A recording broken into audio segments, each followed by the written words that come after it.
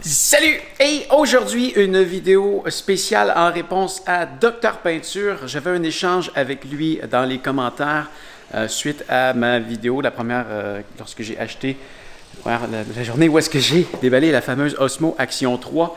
Et je lui disais que je la préférais à date à la GoPro 11 parce qu'elle me faisait sauver du temps. Et là, Dr Peinture, salut Doc, me demandait en quoi elle me fait sauver du temps. Alors, j'ai décidé de te faire une petite vidéo pour te montrer ça très rapidement. Je vais faire une vidéo beaucoup plus complète sur ma chaîne de critique, l'Atelier de Pascal, un peu plus tard. Mais pour aujourd'hui, voici.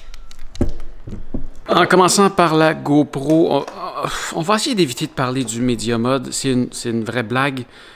Juste à cause de son... oublie ça. Le Media Mode, achète pas ça. Tu vas juste perdre de l'argent. C'est vraiment une cochonnerie qui sert à rien. Bon. Allons-y pour le système de porte. Si je veux changer ma carte mémoire, ça c'est une des choses que je vais faire le plus souvent.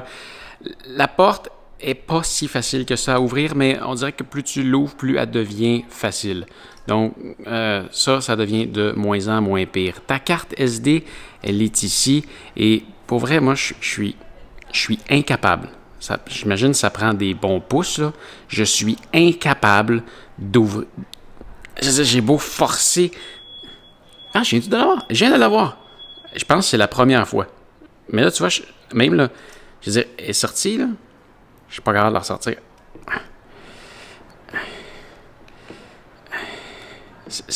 Je niaise pas, là. J'ai réussi à la déclipper, mais elle est tellement collée sur... Fait que, tu sais, pour la voir, faudrait-tu que j'enlève la batterie? Puis là, je vais avoir de l'espace pour aller passer mon pouce puis tirer dessus, tu sais. Donc, ce que je fais, c'est que, normalement, c'est que je prends un outil. C'est comme là, je suis capable d'aller la remettre parce que la batterie n'est pas là. Mais, tu sais, sérieusement, est-ce que tu veux enlever la batterie à chaque fois que tu veux aller enlever ta carte mémoire? Moi, je fais ça tous les jours, là. Fait que je me dis, non, je ne veux pas. Là, je l'ai mis à l'envers. Ça, c'est de ma faute.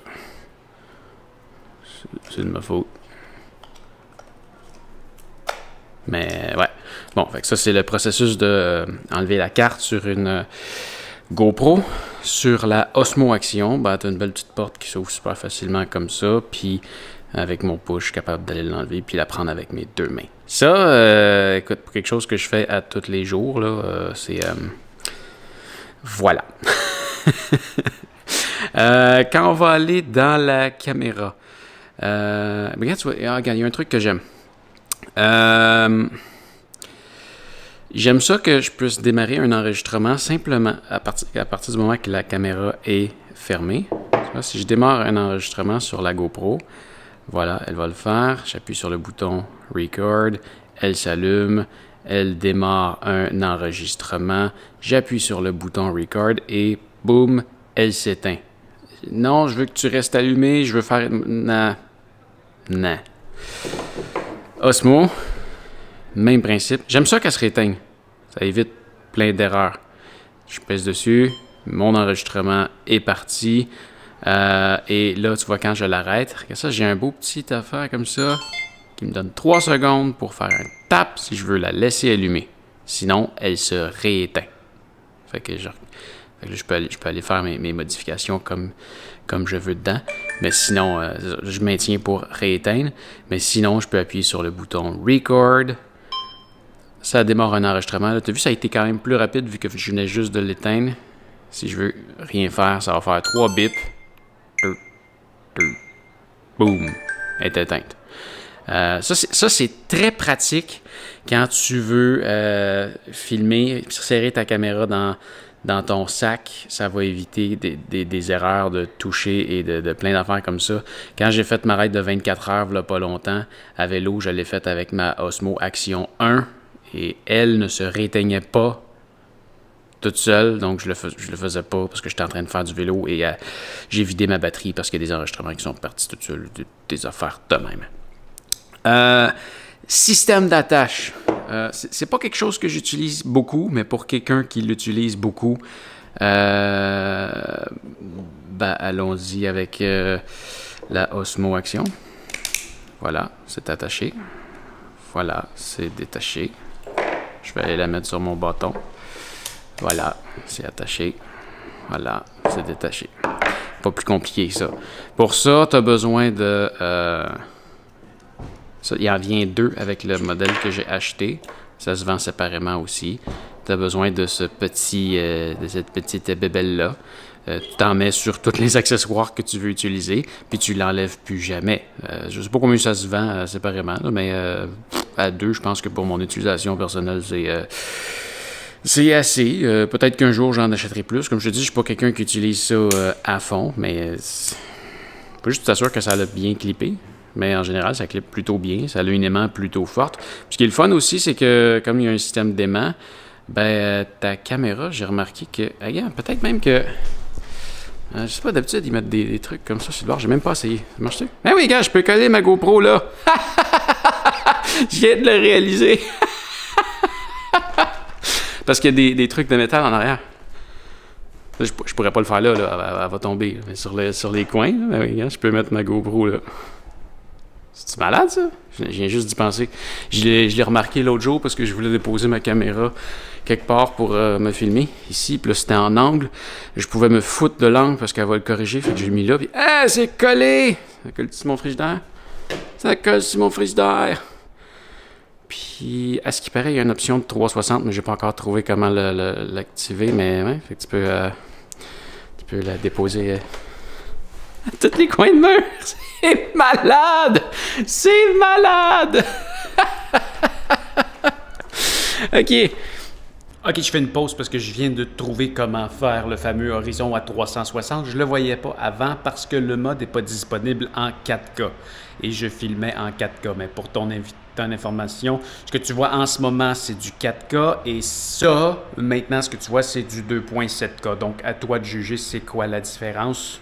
Peut-être que tu ne la vois pas. Peut-être que même moi, je la vois pas. Je sais pas, j'ai pas encore comparé côte à côte. Mais maintenant, ce qui est le fun, c'est que c'est ça. Hein? Je peux me déplacer comme ça à l'intérieur. Puis là, ben, tu vois, il y a une poutre derrière moi.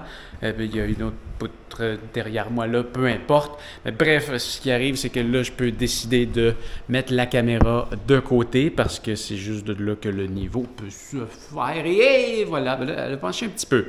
Mais voilà. Je prends un petit peu le temps de la placer. Je viens de la déposer sur la poutre et je viens de me faire un trépied comme ça avec rien. Puis ça me fait triper bien raide. Je viens de la mettre sur un autre trépied. J'en ai pas de trépied. Elle glisse un peu. Elle glisse un peu. Hey, je suis sur un mur de chips quand même. C'est. Y a-t-il un côté qui pourrait tenir mieux que l'autre? Si je la mets ici. Ah! Quand la lentille est vers le haut, j'ai l'impression que ça tient mieux. Donc, si je vais me refaire un autre trépied ici. Voilà. Ouais, OK. La lentille vers le haut, ça fonctionne mieux. Fait que là, ça veut dire que si je veux t'amener dans ma cuisine, puis là, la caméra est droite, horizontale, comme je vous. Là, je la mets de côté. Je viens de te déposer sur mon frigidaire. La caméra, je l'ai mis dans un autre sens comme ça. Ça fonctionne super bien. Tiens, je te reprends. Je remets la caméra à l'horizontale. T'as rien vu passer. Peut-être, je sais pas, peut-être que ça paraît un petit peu. Puis, tiens, on s'en vient dans mon salon. Et comme ça, je te dépose ici. Là, tu vas tilt un peu. Tu sais, ça peut dépendre peut-être aussi de... Tu sais, il y a quand même une épaisseur de gyps entre les deux. C'est quand même déjà très étonnant que ça tienne. C'est quand même malade. Mais ouais, juste comme ça, sans avoir de trépied, juste avec la caméra, je peux te déposer à tout plein d'endroits, donc ça me fait triper. Alors, on retourne à la vidéo où est-ce que j'étais plongé dans l'inconnu parce que je ne savais pas encore comment faire le fameux horizon à 360 qui est disponible aussi, par ailleurs, sur la GoPro. Si on en revient à la GoPro, donc, bon... Oups, désolé, là, c'est un petit setup rapide que je me suis fait. Si tu veux l'attacher, c'est ces patentes-là en dessous. J'arrive de mieux en mieux à les sortir. Bon, sois conscient que ça se fait bien main nue. En hiver, faut que t'enlèves tes gants. Mais ouais, à force de l'utiliser, j'ai fini qu'à mieux comprendre comment le faire. Mais ouais, faut que tu les ressortes comme ça, tu les rentres dedans. Ça fonctionne pas si mal que ça, mais en pratique, quand tu vas aller vite. Là, faut que tu ailles ça, là. Lui, faut pas que tu l'oublies, ce morceau-là. Donc, la ligne. Là, tu peux visser. Voilà. Là, tu sais, il y a même des affaires stupides là-dedans, là. C'est que, tu sais, le gars, là, il est pas payé, il a fini de visser. Ben, tu sais, quand même. Ah, gars, il est dans mes jambes. Je peux pas ouvrir la porte et changer la. Oui, ok, je peux. Mais, tu sais, ça dépend comment il finit de viser aussi. Ah, sérieux, c'est pas tant cool. Puis c'est ça, c'est tout le temps que faut que tu aies des gogos à traîner. J'aime ça qu'il y en ait le moins possible. Oui, je le sais, tu sais, cette gogosse-là est là aussi chez GoPro. C'est juste que tu l'installes sur ton appareil puis tu l'enlèves plus jamais. Ça reste comme ça, donc tu peux pas l'oublier. À moins que tu aies oublié le morceau au complet, mais c'est ça, tu fais juste venir mettre ta caméra. Là, je l'ai mal aligné, c'est l'autre bord. Voilà, fini. C'est quand même plus rapide. Puis c'est solide, là. Ben, là, ouais, c'est le fameux bâton qui sort de super long, mais ça, tu repayes sur 2 petits clips, là, puis ça sort. Bon, tu sais, chez GoPro, t'as aussi... tu sais, quand je dis t'as des affaires à traîner, puis là, on oublie le Media Mode parce que... le micro sonne pas bien. Puis, tu sais, quand tu mets ta lumière par-dessus, l'idée est super bonne, c'est juste vraiment mal exécuté. Quand tu veux ouvrir ta porte ici pour changer ta batterie, il faut que tu enlèves ta lumière pour ouvrir ta porte au complet pour sortir. C'est mal pensé, c'est débile. Je me disais, c'est le fun, je vais pouvoir mettre ma lumière. Tu sais, finalement, j'ai acheté la lumière, je voulais l'utiliser, je trouvais ça une bonne idée. Je vais pouvoir mettre ma lumière en dessous, ici, avec ça. Mais non, parce que ça prend... Tu vois, si je mets ça là, ça prend de quoi qui visse au bout, là, je suis dans le vide. Fait que ça marche pas non plus. Dépendamment sur quoi tu veux la mettre, tu peux avoir différentes portes. Fait que là, t'as la porte pour je me souviens plus quoi, puis j'ai une autre porte qui est je sais pas où. C'est ça. C'est juste l'histoire d'avoir comme trop d'accessoires. Moins t'en as, plus je suis content. Moins c'est de trouble. Voilà. Ok, si on regarde maintenant, on va allumer les 2 caméras.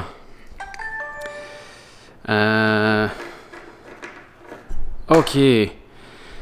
Bon, ok, allons-y avec la GoPro. Si Sony veut faire le foyer sur la GoPro, s'il vous plaît.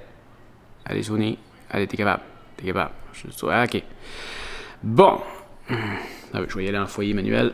Ok, je viens de réussir à me placer. Ok, tu vois, je filme en 4K, 30 images par seconde.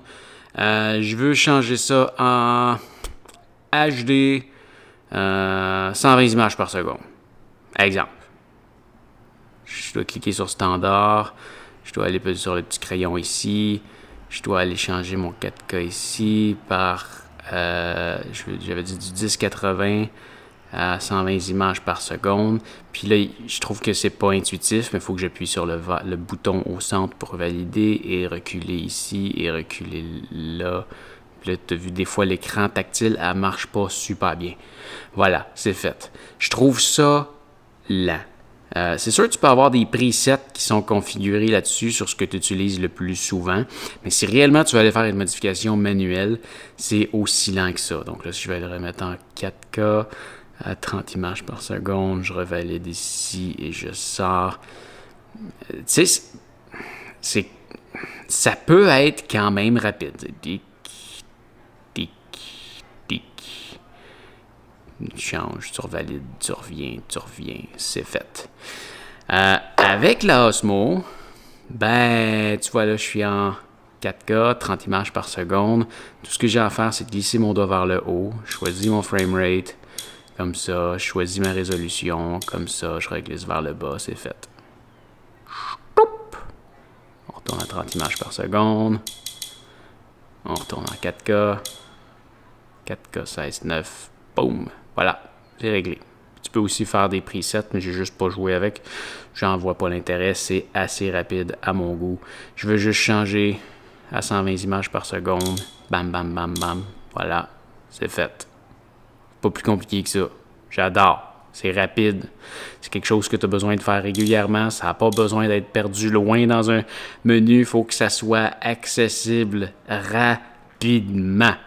Tantôt, je parlais de la fameuse porte, là. Si tu veux brancher de quoi... C'est ça, oui, c'est ça. C'est que si tu veux brancher ta GoPro sur un battery backpack, OK? Parce que tu vas avoir plus de batterie, il faut que tu ouvres ta grosse porte, puis ta prise USB est avec ta batterie, ta carte mémoire, ta prise USB qui est là. Donc, tu te retrouves qu'avec cette grosse porte-là ouverte, tu peux l'enlever si tu veux, puis laisser ça comme ça. Peut-être pas super, mais c'est ça. Sinon, tu peux utiliser une autre porte, là. Celle-là, si tu veux vraiment t'amuser à traîner un paquet de portes. Chez Osmo, la porte est juste l'autre bord. J'utilise pas souvent celle-là. Ouais, comme ça. Voilà. Là, t'as ta prise USB qui est là. À l'écart de celle-là. Mais juste le fait que j'avais pas besoin d'outils pour sortir ma carte SD, contrairement à la GoPro, puis que je puisse la sortir en 1 seconde et demie au lieu d'une éternité, ça, c'est un gros plus pour moi. Bon, la Osmo, elle a un écran tactile en avant, ce que la GoPro n'a pas. Je l'ai réveillé avec l'écran en arrière, il n'y a rien là-dessus. Est-ce que c'est réellement... Est-ce que je m'en sers réellement? Non. Mais bon, peut-être que c'est quelque chose que tu peux apprécier. Qualité d'image. Pour vrai, j'avais acheté la GoPro initialement parce que j'avais regardé des comparatifs, puis je trouvais que la qualité d'image était plus belle sur la GoPro que sur la Osmo. Je dirais pour la majorité de l'utilisation que j'en fais à l'intérieur, bon, peut-être que même la Osmo donne une meilleure qualité d'image. À l'extérieur, okay, c'est quand même super bien.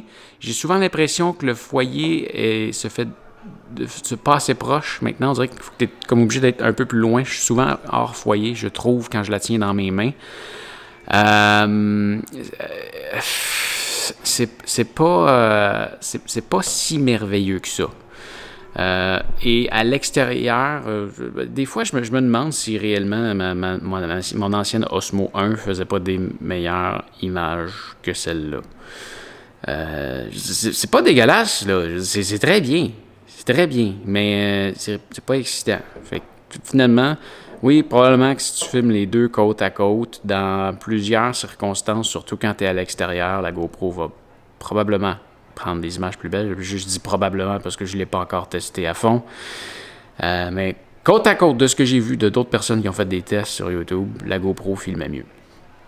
Bon, en réel, je pense que...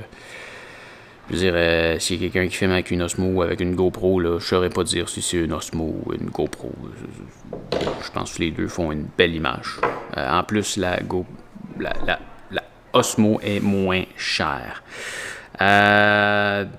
Dernière chose, puis ça, je garderai ça pour la vidéo plus complète, mais le système de fichiers de Osmo est beaucoup mieux. Parce que plutôt que de nommer... quand tu te ramasses dans le... Attends, je vais me revirer de bord, ça donne plus rien. Attends, finalement, on va finir ça sur la Osmo.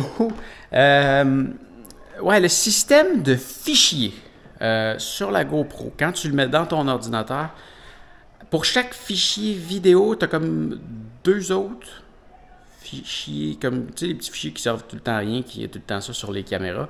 Avant, sur ma Osmo 1... Osmo Action 1, c'est un truc que j'adorais parce qu'il n'y avait pas de fichier inutile.